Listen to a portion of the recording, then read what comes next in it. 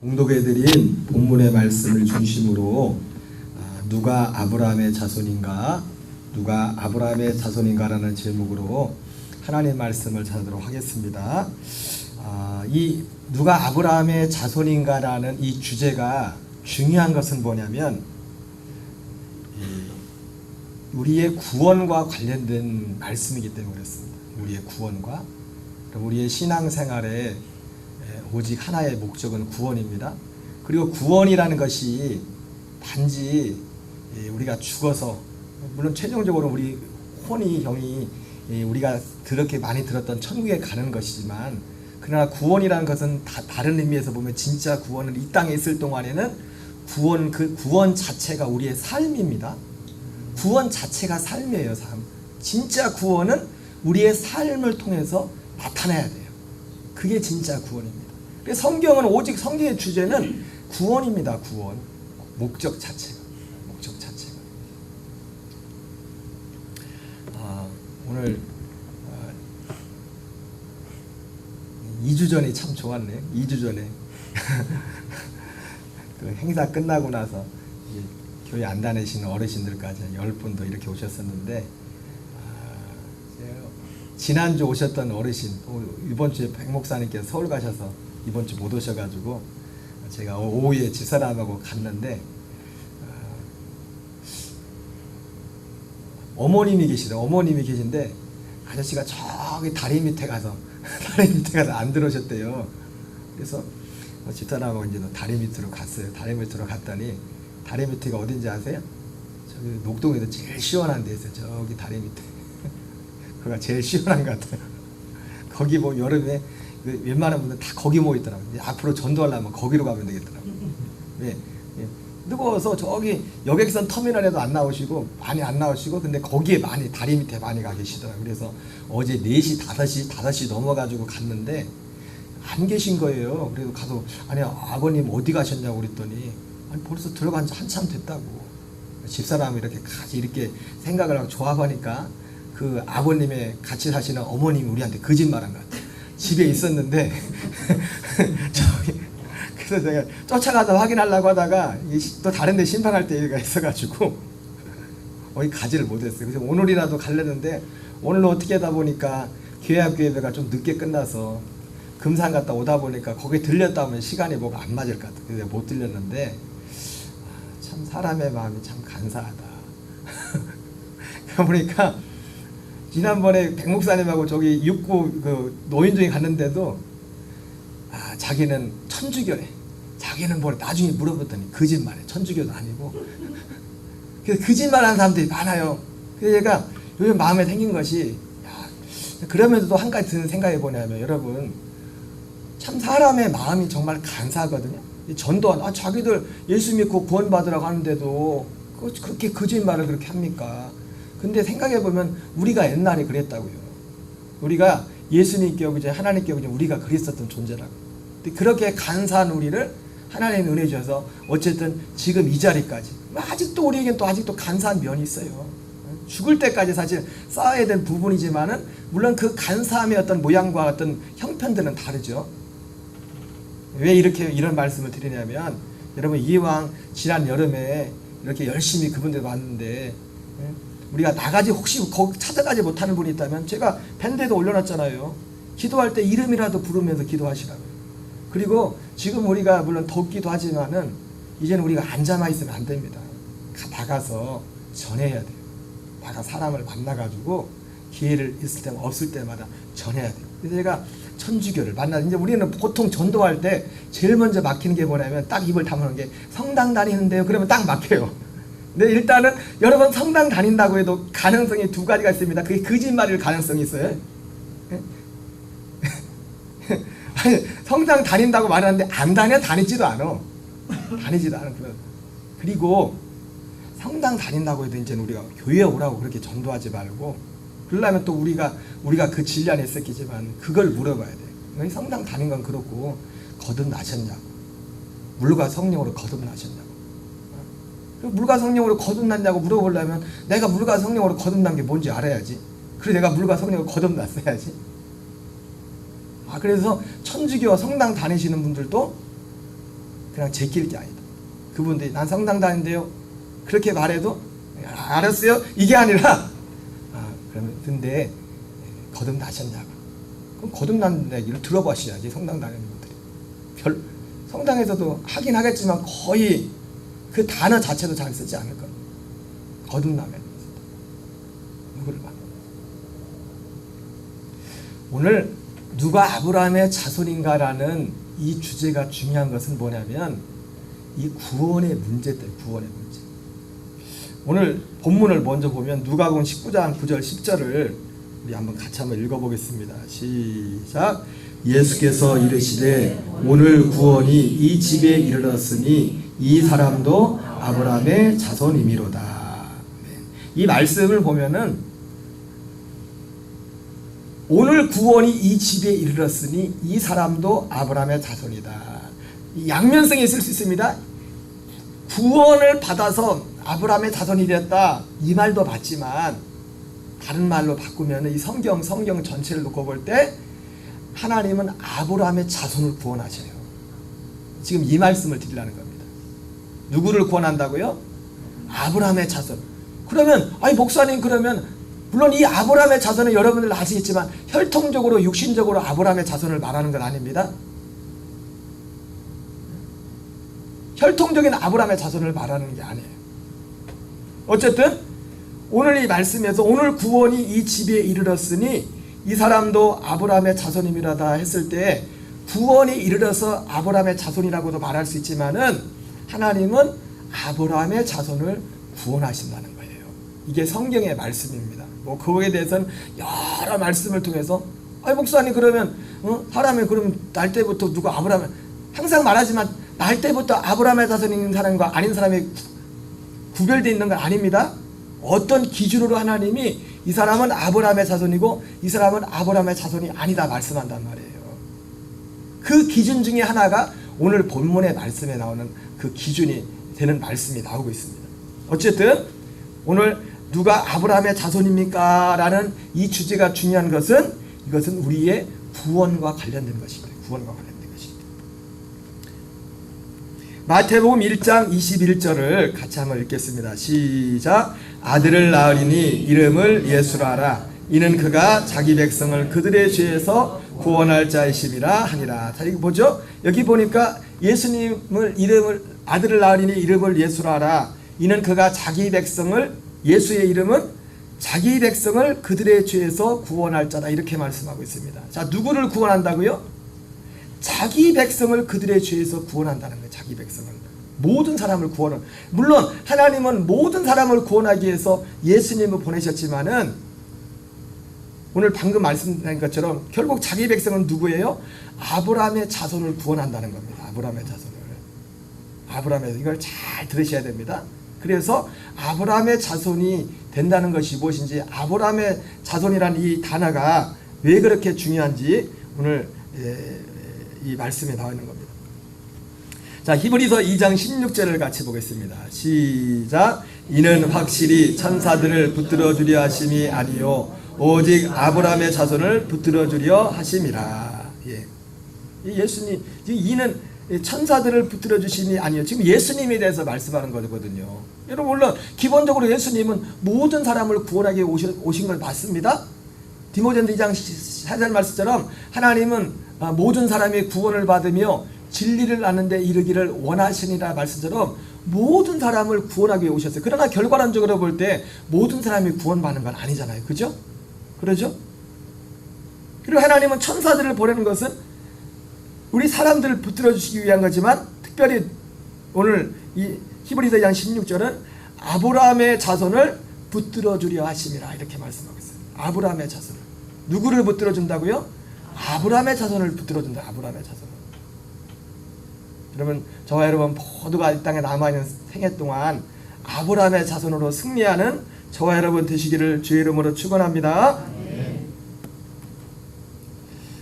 자, 히브리서 2장 14절 15절에 보면 그러면 그 하나님이 아브라함의 자손을 천사를 통해 붙들어 주신다고 말씀하고 있는데 그 붙들어 준다는 내용의 그 의미 어떤 핵심적인 내용들을 히브리서 2장 14절 15절에서 말씀하고 있어요. 같이 읽겠습니다. 시작. 자녀들은 혈과 육에 속하였음에 그도 또한 같은 모양으로 혈과 육을 함께 지니심은 죽음을 통하여 죽음의 세력을 잡은 자 곧 마귀를 멸하시며 또 죽기를 무수함으로 한평생 매여 종노릇하는 모든 자들을 놓아주려 하심이니. 여러분, 하나님이 그러면서 앞에서 히브리서 16절에 하나님이 아브라함의 자손을 붙들어 주신다고 했어요. 그죠? 하나님이 붙들어 주시는 아브라함의 자손들, 그 하나님이 아브라함의 자손으로, 영적인 아브라함의 자손을 말하는 겁니다. 영적으로, 신앙적으로 그 아브라함의 자손에 받은 복이 뭡니까? 아브라함의 자손이 아는 사람은요, 삶이 뭐냐면 죽기를 무수함으로 한평생 매여 종노릇하는 모든 자들을 놓아주려 하심이라. 아브라함의 자손이 아닌 사람들은요, 죽기를 무서워하여 한평생 그 죽음에 매여서 종노릇하다가 인생을 마친다는 겁니다. 반대로 아브라함의 자손은 누굴까요? 죽음에 종노릇한, 죽음에조차도 종노릇하지 않는다. 오래전에 지금 강원도 원주에서 목회하시는 가깝게 지내시는 목사님이 계신데, 그분이 처음 목회를 강원도 영월, 제천 옆에 영월이라는 곳에, 여러분들은 다 이 전라도 위쪽으로 못 올라가 보셨죠? 강원도하고는 멋이죠 다들? 강원도가 가까운 게 계신가?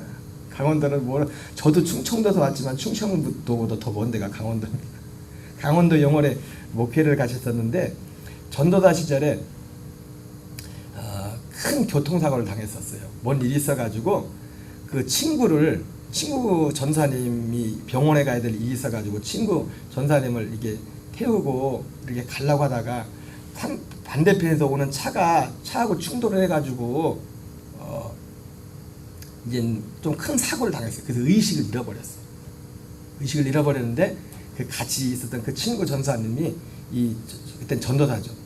담임 전사님이었는데 전사님을 이제 병원으로 모시고 왔는데, 딱 깨는 순간에 이 전사님이 딱 깨어나는데, 이제는 의식에서 깨어나는데 그 친구 전사님이 그런 말을 하더래요. 딱 보면서, 야, 난 네가 너무 자랑스럽다 그러더래요. 왜 그러나 그랬더니, 이 교통사고를 딱 당해가지고 피를 절절 흘리면서 딱 쓰러지면서 전사님이 옆에 있는 친구한테 그러더래요. 친구가 막 당황하니까, 걱정하지 마, 하나님이 함께 계셔. 그러면서 의식을 잃었대. 그 절망, 그 순간에도 지금 이 어떻게 보면 그냥 그것으로 끝날 수도 있는 거잖아요, 그죠? 끝날 수도 있는데도 그 순간에도 오히려 옆에 있는 친구를 보면서 걱정하지 마, 그러면서 의식을 싹 잃었대더라고요. 의식이 딱 깨어나는 순간, 원래도 이제는 뭐 가깝게 지내고 그 두 분들이 가깝게 지내는 사이고 많은 사이였지만은 친구가 더 새롭게 보였겠죠, 그죠? 새롭게. 여러분, 아브라함의 자손. 그런데 바로 이 구원의 문제가 걸려있기 때문에 이 아브라함의 자손이라는 이 단어가 정말 중요한 것입니다. 그러면 오늘 누가 아브라함의 자손인가 이거죠.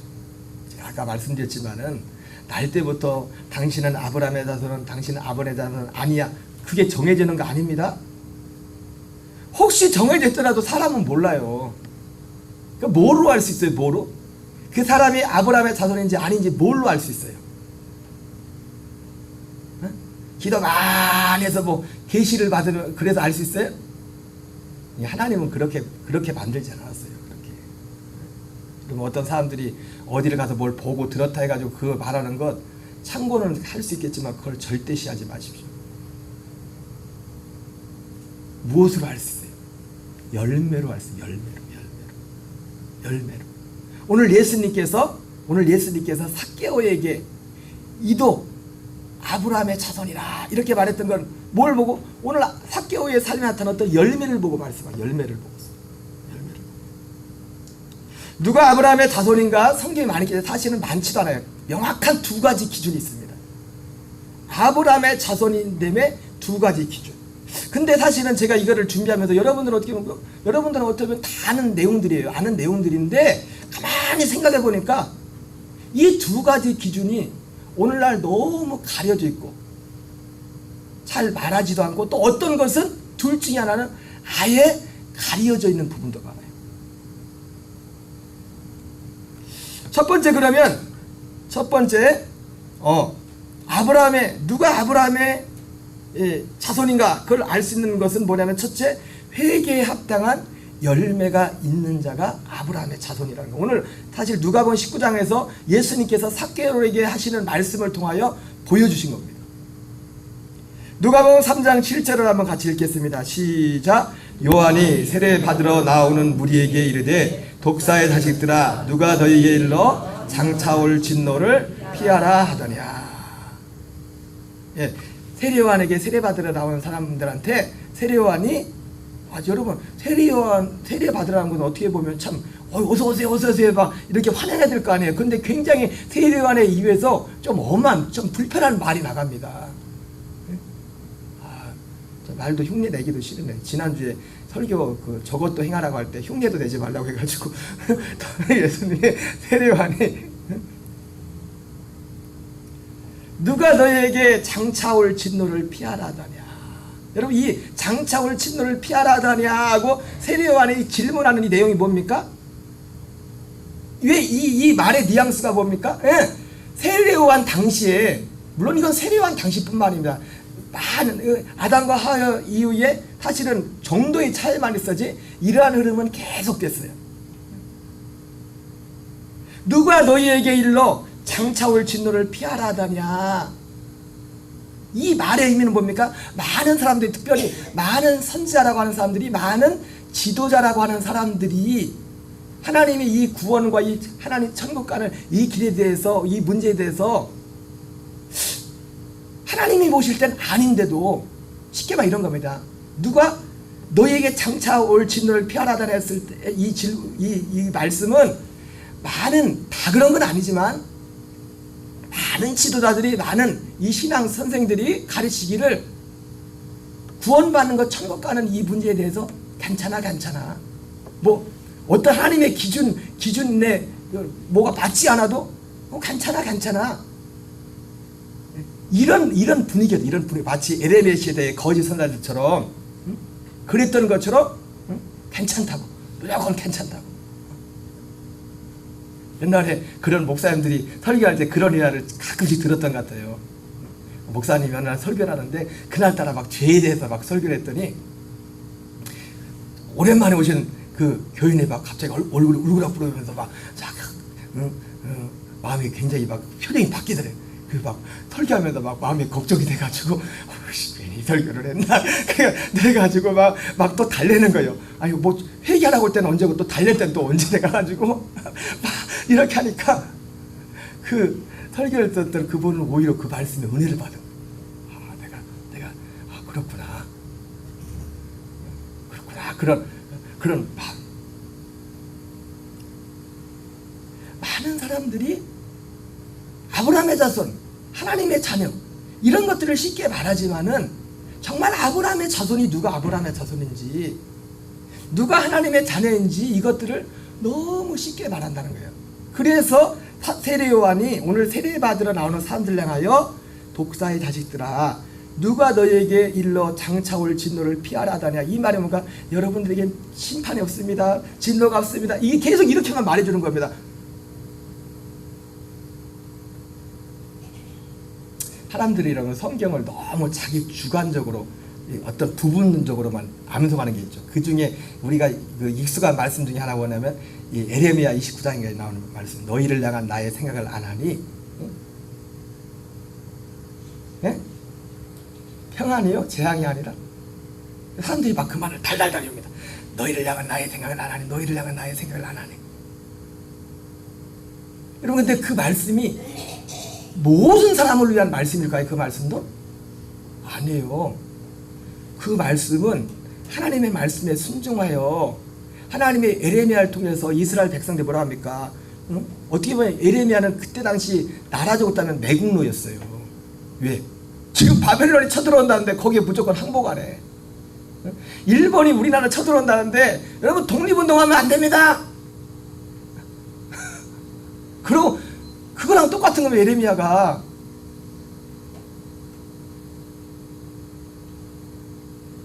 사람의 인간의 눈으로 볼 때는 뭐예요? 싸우는 게 맞죠, 그죠? 근데 그때 당시에서 하나님의 바벨론을 보냈을 때는 하나님의 뜻은 뭡니까? 바벨론에게 항복하는 겁니다.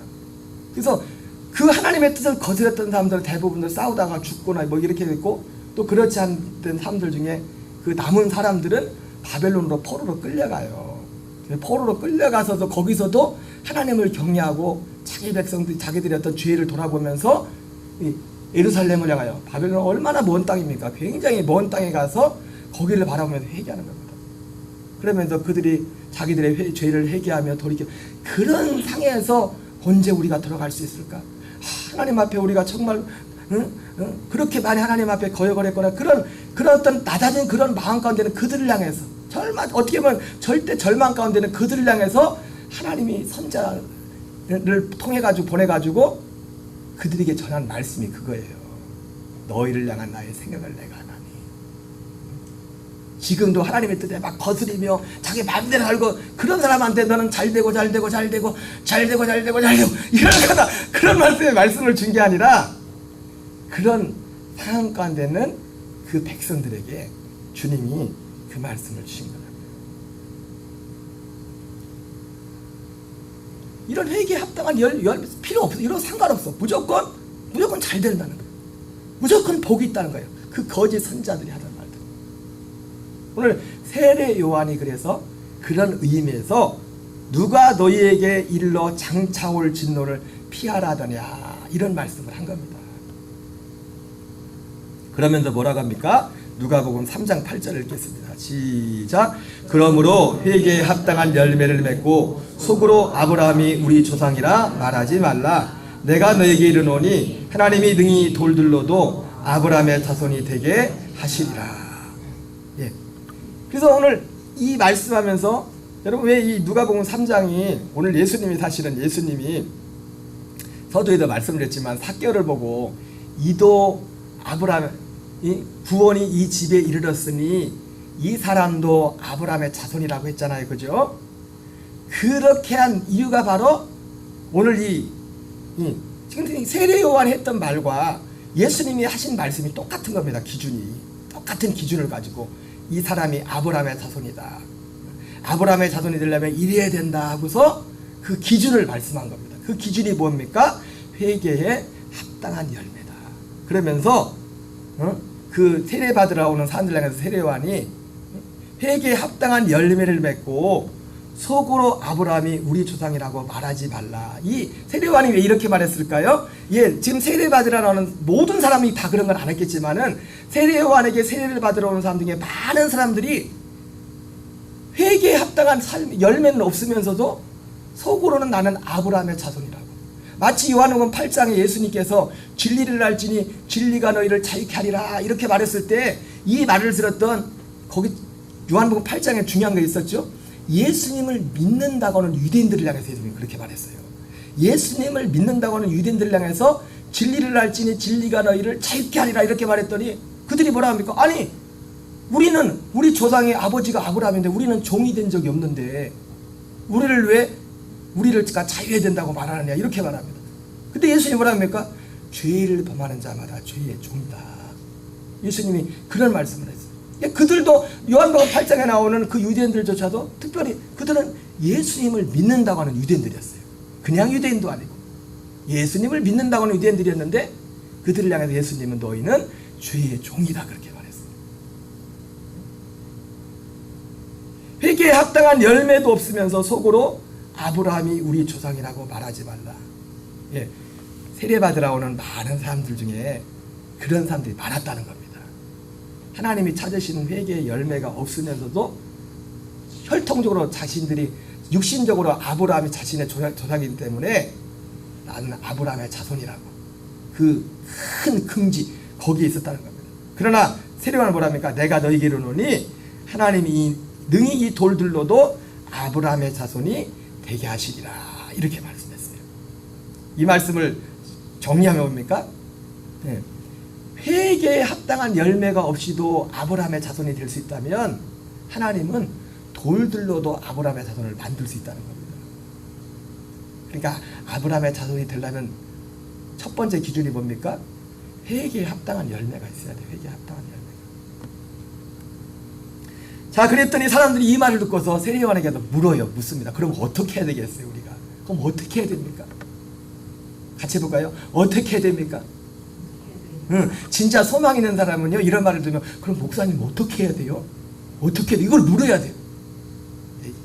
안 그런 사람이 재수없어, 이하는 이상한데, 그러지 말고 이런 말을 들으면 어떻게 해야 됩니까? 이 사람들처럼. 적어도 여기 나오는 사람들은 똑같이 세부리, 오늘 세부리, 누가복음 3장의 세부리의 사람들하고 똑같이 그들의 마음을 그랬어요. 어떻게 알고? 어떻게 알고? 진짜 마음으로, 그냥 지나가는 말 말고 어떻게 알고? 사도행전 2장에서도 사도행전 그 2장에서도 그 유대인들이 베드로한테 설교받고서 한 게 뭡니까? 어찌 알고? 그럼 어떻게 해야 됩니까? 어떻게 해야 됩니까? 거기까지, 최소한 거기까지 나가야 됩니다. 어떻게 해야 됩니까? 어떻게 해야 됩니까? 그래서 물어요. 무리가 물어 이르되, 같이 있습니다. 누가복음 3장 10절 11절 읽겠습니다. 시작. 무리가 물어 이르되 그러면 우리가 무엇을 하리까? 대답하 이르되 옷 두 벌 입는 자는 옷 없는 자에게 나눠줄 것이요 먹을 것이 없는 자도 그렇게 할 것이니라 하고. 자, 근데 이 지금 회개의 열매는 각자의 삶의 어떤 처한 상황이 다 다릅니다. 거기에서의 열매입니다. 어떻게 보면 이 회개에 합당한 열매는 가장 기본적으로 어디에서 나타나냐면은 우리의 생활 속에서, 삶 속에서 나타나요. 생활 속에서, 삶 속에서. 생활 속에서. 옷 두 벌이는 자는 옷 없는 자에게 나눠줄 것이요 먹을 것이 없는 자도 그렇게 할 것이니라. 영어 성경에 보니까 should share with, 쉐어한다, 그죠? 쉐어한다. 요즘 쉐어하우스도 있고 쉐어로 시작된 게 많죠, 그죠? 서로 나눈다. 이게 회개에 합당한 열매를 나누는 사람들의 특징이 하나 보면 주는 걸 좋아해요. 주는 걸. 나눌 줄 알아. 안 있어. 여러분들도 우리 집에도요, 버릴 게 얼마나 많은지 아직도 못 버린 게 너무 많아.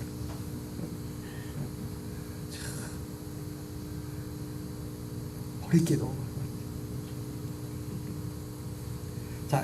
자, 세리들을 묻습니다. 누가복음 3장 12절 13절 읽겠습니다. 시작. 세리들도 세례를 받고자 하여 와서 이르되 선생이여 우리는 무엇을 하리까 하며 이르되 부가 된 것 외에는 거두지 말라.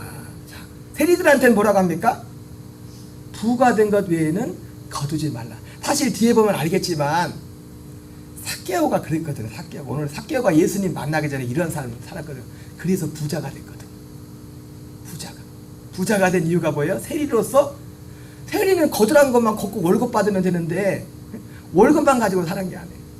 지금은 우리나라 뭐 그걸 꿈도 꿀 수 없고 경찰들도 생각도 않지만 옛날에 교통경찰하면 전 모르겠어요. 들은 얘기입니다. 저는 눈으로 확인한 건 아니에요. 교통경찰하면은 한 3년이면 집 하나 산다는 그런 얘기가, 내가 잘못 들었나 모르겠죠. 그런 일 있었죠, 그죠? 예. 그죠? 어떻게 집을 사요? 우리 홍지사님 집을 끄떡끄떡하는데 어떻게 집을 사셨어? 경찰이. 그 월급도 얼마 안 되는데. 꽁돈이 어디서, 누가 꽁돈 줘요? 네? 삥을 어디서 줘요? 뭐 지나간다 경찰이 막, 아니 민중의 지팡이가 삥을 뜯으면 돼? 요즘 유튜브에 보니까 영화 어떤 장면이 나오더만, 경찰 딱 오니까 옛날 영화 같아요. 주민등록증 밑에다 딱, 아니 운전면허증 밑에다 뭘 조개를 딱 껴가지고 이렇게 주니까 이렇게 가더라고요. 그렇게 해가지고, 그러니까 지금 교통경찰한테, 그때 당시 교통경찰한테 예수님 만나서 뭐라고 할까요? 그렇게 얘기할 거라고. 야, 그냥 딱지 끊어. 돈 안 돼도. 돈 안 돼도 딱지 끊어. 그럴 거라고. 누가복음 3장 14절 군인들에게 이렇게 같이 있습니다. 시작. 군인들도 물어 이르되 우리는 무엇을 하리까 하며 이르되 사람에게서 강탈하지 말며 거짓으로 고발하지 말고 받는 금료를 족한 줄로 알라. 이 군인들도 이러한 회개에 합당한 열매, 이 열매가 삭개오에게 있었던 겁니다. 서도 말씀인 것처럼. 우리 누가복음 19장 1절 2절 같이 읽겠습니다. 시작. 예수께서 여리고로 들어가 지나가시더라. 삭개오라 이름하는 자가 있으니 세리장이요 또한 부자라.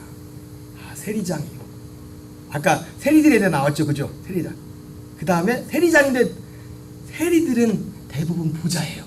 근데 세리장이래. 부자예요. 부자가 어느 정도 돼야 부자일까요? 그냥 상상하세요. 제가 볼 때 저는 부자가 아니에요. 그래서 어느 정도 돼야 부자일까? 제가 새벽 기도하다가 장로사님한테 어느 정도가 되면 부자일까 이 부분을 물어봤더니 끄떡끄떡 하더라고. 생각난 사람이 있나 봐. 녹동에서 몇백억 재산이 되나 보죠. 그죠? 몇백억은 돼야 부자라고 계시죠. 그죠? 그래 안 그래요? 안 해요? 그거 낮았어요, 권사님. 일단 누구 아무 개를 떠올렸을까요? 녹동에 있는 사람의 부자를. 세리장이요 또한 부자라. 어떻게 부자 됐어요? 아까 그렇게 부자 됐어요. 그렇게.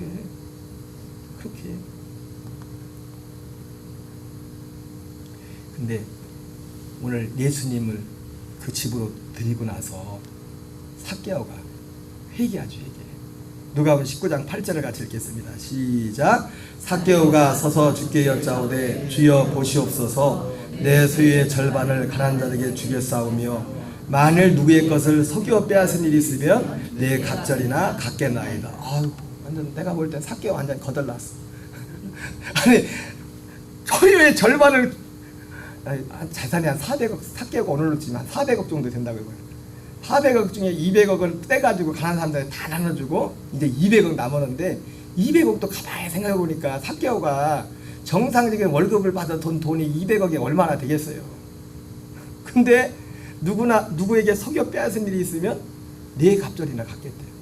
모르겠어요. 삭개오는 그래도 정직하게 했는지 모르겠지만 정직하게 해가지고는 그렇게 큰 부자가 될 수가 없는데 그때 당시 애들이 월급만 가지고는. 이것을 보고서 예수님께서 오늘 본문 말씀에 오늘 이 집에 구원이 이르렀으니 이 사람도 아브라함의 자손이다. 인자가 온 것은 잃어버린 자를 구원하려 하심이라. 이렇게 예수님이 말씀하셨습니다. 회개에 합당한 열매. 지금 이 회개라는 것은 결국 하나님 앞에 섰다. 하나님 앞에 범사에 코람돼요. 하나님 앞에 진짜 하나님을. 제가 참 회개하는 게 그런 게 옛날만큼 되게 무뎌진 것 같아요. 제가 96년도에 면허증을 땄는데 면허증을 좀 늦게 딴 편입니다. 면허증 첫 운전하자마자 첫 사고를 낸 게 전도 나가다가 앞에 나가는 전사님 차를 받아버렸어요. 같이. 근데 그거는 뭐 어차피 제 차도 꼬물차고 그분 차도 꼬물차라 뭐 탈장해가지고 뭐 별 문제가 없었지만, 그리고 얼마 있다가 차를 운전하고 하다가 그 교회, 제가 청주에서 교육전사에 있었거든요. 있는데 그 교회 차로 그때 교회 차로 쭉 가다가 코너에 넣었던 그때 그랜저. 요즘은 그랜저가 별 볼 일 없지만 별 볼 일 없죠 진짜 요즘은. 별 볼 일 없는 건 아니죠. 또 목사님 저렇게 얘기하면 안 되죠. 옛날에 비하면 그 의상이 아니라는 거예요. 옛날에는 그랜저 한다면은 각그랜저, 그것도 각그랜저 하나만 탁 타고. 근데 그땐 각그랜저가 아니라 그 다음 나온 그랜저였는데, 글쎄 지가 목사님 딸 뭐 실어다 준다고 하다가 그 차를 살짝 긁었어. 살짝 긁었는데 아무도 안 봤어. 가만히 내려서 보니까 별로 표시도 안 나. 좀 긁긴 긁혔어요 그때. 근데 문제는 그랜저예요. 그랜저. 제가 왜 이 말을 하냐면, 그때만큼 제 마음이, 제가 가만히 객관적으로 볼 때 그때만큼 내 마음이 그렇게 져가지 못한 것 같아요. 여기다가 쪽지를 하나 써놨어요. 나는 올 거라고 생각 안 했는데 그거 가지고 올 줄을 생각 안 했는데 쪽지를 내가 이만저만 해서, 그때는 뭐 휴대폰도 없고 뭐 이런 것도 없을 때니까 쪽지 써놓고 이만저만 하니까 여기로 연락을 주시라고 했더니 얼마에 바로 연락이 왔더만. 그래가지고 그때 당시 수리비로 그 긁힌 거 하는데 30만 원인가 50만 원인가 들었어요. 내가 아무도 안 받기 때문에, 그리고 별로 표시도 안 내기 때문에 그냥 지나갔으면 그냥 하는 건데, 제가 왜 그랬을까요? 하나님이 보고 있다는 걸, 내가 하나님 앞에 서 있다는 거기 때문에. 근데 제가 솔직히 말하면 지금 그때만큼 내가 더 날카롭지 못한 것 같아요. 그때만큼. 요즘 가끔 농담 비슷하게 뭐 하고 나면 집사람 하다 보면 집사람이 그래요. 유호경 타락했어. 여기 거짓말도 아니 거짓말이 아니 내가 거짓말한 건 아니에요. 거짓말한 건 아닌데 그만큼 그때 96년대 그때만큼 내가 하나님하고 그렇지 못한 부분이 있는 것 같아요. 여러분 범사에 어디에 있든지 여러분 아브라함의 자손으로 사시기 바랍니다. 좀 손해볼 수 있어요. 손해볼 수 있고 이것은 교회 밖에서 그리고 교회 밖에 우리의 범사에 그리고 또 우리의 교회 생활 가운데 우리의 삶에 회개의 열매가 있어요. 회개의 열매. 지금까지 말한 거 어떻게 보면 우리의 삶의 현장에서 우리의 삶의 현장에서 아브라함의 자손으로 살아야 됩니다.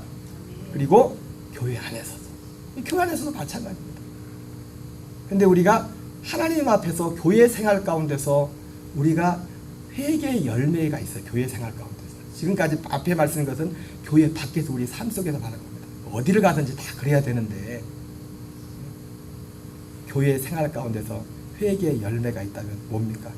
주보다와 있는 네 가지 그런 모양들. 4대 드림 있죠? 4대 드림이? 그죠? 한번 볼까요? 주보에 나와 있는 시간의 정직이, 물질의 정직이, 생명의 정직이, 기도의 파수. 아브라함의 자손에게는요, 없었던 이런 것들이 시작되기 시작합니다. 우리 안에 이런 것들이 시작되기 시작합니다. 이런 얘기들을 하면은요, 어떤 분들은 율법주의 막 그렇게 율법주의가 아니에요. 여러분, 예수님이 마태복음 5장 17절에 그랬잖아요. 내가 온 것은 율법을 폐하러 온 것이 아니라 율법을 온전케 하기 왔다고. 우리가 율법으로 사는 건 아닙니다. 근데 진짜 아브라함의 자손들은 율법을 완성하면서 하는 거예요. 방향이 똑같은 거예요. 오늘은 여기까지만 할게요. 오전에 예전에 제가 윤석전 목사님 간증을 하나 좀 보여줬었죠. 그죠? 윤석전 목사님이 신앙생활 할 때 윤석전 목사의 아버님은 예수님을 진짜 늦게 믿었어요. 굉장히 핍박을 많이 했어요. 그래서 전에 보여줬던 그 영상에 보면 그 아버지가 어머니를 진짜 3번을 죽였었어요. 예수 믿는 것 때문에 3번 죽였는데 그러니까 윤석전 목사의 어머님은 3번 죽었다 살아난 거예요. 진짜 죽었는데 기도해서 살아났어. 아직. 우리 백 목사님도 오늘 안 내리셨지만 아버님 돌아가셨을 때 기도해서 아버님 장례식장에서 살려냈댔잖아요. 1시간 기도했는데 죽었던 아버지가 다시 돌아왔다고. 근데 이 윤석전 목사님 어머님은 3번을 죽었어. 그 3번째는 그 어머님을 목매달아 죽여가지고. 그때 우리 그 영상 봤잖아요.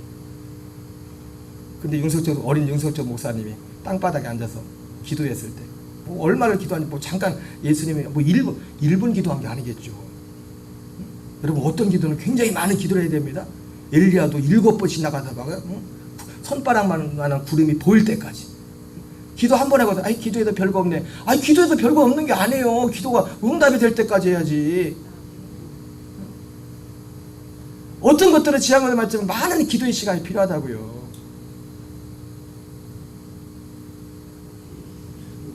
근데 그 어머님이 아버지한테 그렇게 핍박을 받았던 이유가 있어요. 왜냐하면 어머님이 다니는 교회 목사님이 가르치는 어떻게 보면 지금 이 회개가 분명했던 거예요. 회개가. 그 말씀 안에 살려고 하니까 그걸 보지를 못하는 거예요. 아버지가. 주일날 농촌이 얼마나 바쁩니까? 근데 주말에도 주일날 예배 나가고 다 일하고 있는데 주일날 예배 나가려면 적어도 나머지 6일 동안 잘해야 돼요. 그래야지 안 믿는 사람에도 6일 동안 잘해야 됩니다. 그래야 6일도 막 아무렇게나 살고 주일 성사니까 그러면 또 욕먹는 겁니다. 더 잘해야 돼요. 6일 동안을 일주일 하루를 잘 나가려면. 그리고 제사 지내지 말라고. 가장 큰 게 2가지였어. 이것 때문에 우리 그 어머님이 아버님한테 왜 그렇게 핍박을 많이 받았는가, 거기에 대한 원인이 뭔지 우리 목사님 영상을 잠깐 한 2분 정도인데 목회자 세미나 때 잠깐 하셨던 말씀이에요. 그 영상을 잠깐 한번 보겠습니다. 반짝 대보세요.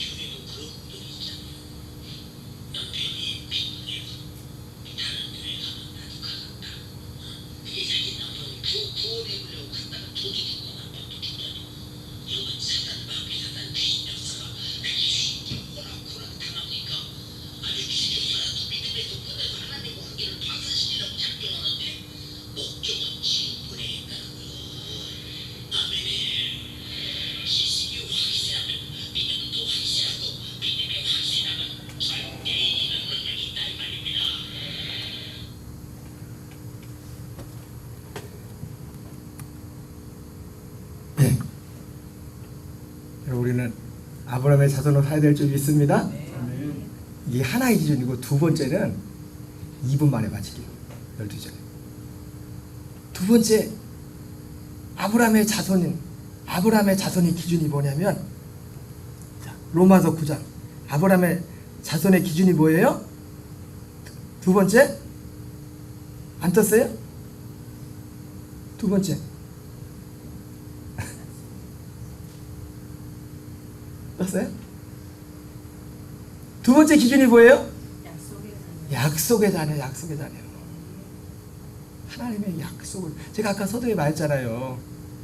우리 로마서 9장 6절부터 한번 9절까지 그냥 쫙 읽겠어요. 시작. 그러나 하나님의 말씀이 폐하진 것 같지 않도다. 이스라엘에 사는 그들이 다 이스라엘이 아니요 아브라함의 씨가 다 그의 자녀가 아니라 오직 이삭으로부터 난 자라야 넷이라 분리를 하셨으니 곧 육신의 자녀가 하나님의 자녀가 아니요 오직 약속의 자녀가 실로 계심을 받느니라. 약속의 말씀은 이것이니 명년이 때에 내가 이르리니 사라에게 아들이 있으리라. 여러분 지금 시간이 없기 때문에 이걸 설명하지 않겠어요. 이 약속을 이루시는 예수 그리스도를 믿는 믿음으로 이 땅에 사는 동안 여기서 하나님 나라 되어 살아가는, 이 약속을 믿는 믿음을 가진 자가 아브라함의 자손이라고 말해요. 제가 지난주에 청주에서 친하게 지낸 목사님이 휴가 오셔서 저도 같이 덩달아 휴가를 보냈습니다. 멀리 가진 않았지만 뭐 멀리 가야 휴가입니까? 좋은 사람하고 좋은 거 보고 같이 있으면 휴가죠. 그죠? 근데 저가 못 듣는데 집사람이 그러더라고요. 그 사모님이 그랬대. 집사람한테. 사모님 유 목사님이 사람이 많이 변한 것 같다고 그래요. 난 모르겠는데. 그러면 얘도 두세 가지 얘기가 돼요. 첫째는 뭐냐면 사람이 굉장히 밝아졌대. 저 밝아졌어요? 네. 아, 그럼 옛날에 굉장히 어두웠나 보네. 어떤 사람이었나 보네. 그리고 두 번째 그 얘기를 했대요. 내가 목사님한테는 이 얘기를 안 했어. 그 사모님 목사님한테 얘기했는데 그 목사님은 저보다 훨씬 훌륭한 분이에요. 정말 기도도 많이 하시고 능력도 많이 행하시는 목사님이신데, 하나는 많이 변해, 얼굴이 굉장히 밝아졌다. 사모님 또 전달 안 한 게 있으면 나중에 전달하세요, 저한테. 두 번째는 굉장히 사람이 여유가 생겼대. 여기 되게 전보다 여유 있어. 그러면서 세 번째, 우리 사모님 목사님도 은혜 좀 받아야겠다고 그런 얘기를 했대요. 그래서 내가 그 얘기를 차마 목사님한테는 얘기 안 했어요. 그래서 내가 집사한테 그랬죠. 아이, 뭐 하루 있어보고 무슨 그런 말씀을 하시나, 그런 얘기를 했는데, 여러분, 어디 만약에 그 사모님이 말씀하신 그분이 만약에 혹시라도 그게 진짜 그분이 저를 보고 하신 말씀이 정확한 말씀이라면, 제가 그렇게 변한 것은 오직 하나입니다. 오직 이 약속을 믿는 믿음 안에서, 이 복음 안에서 여기에 순종했기 때문에. 그나마 얼마나 과거에 사람이 어두웠으면, 얼마나 과거에 사람이 그렇게 보였으면 사모님이 또 그렇게 말했을지 모르겠지만, 여러분, 우리는 아브라함의 자손으로 살아야 될 줄 믿습니다. 네. 이 두 가지 기준과 이 두 가지 기준이 성경이 말하는 아브라함의 자손이야. 아브라함의 자손. 우리 찬양 드리겠습니다. 267장, 찬송가 267장 찬양하겠습니다.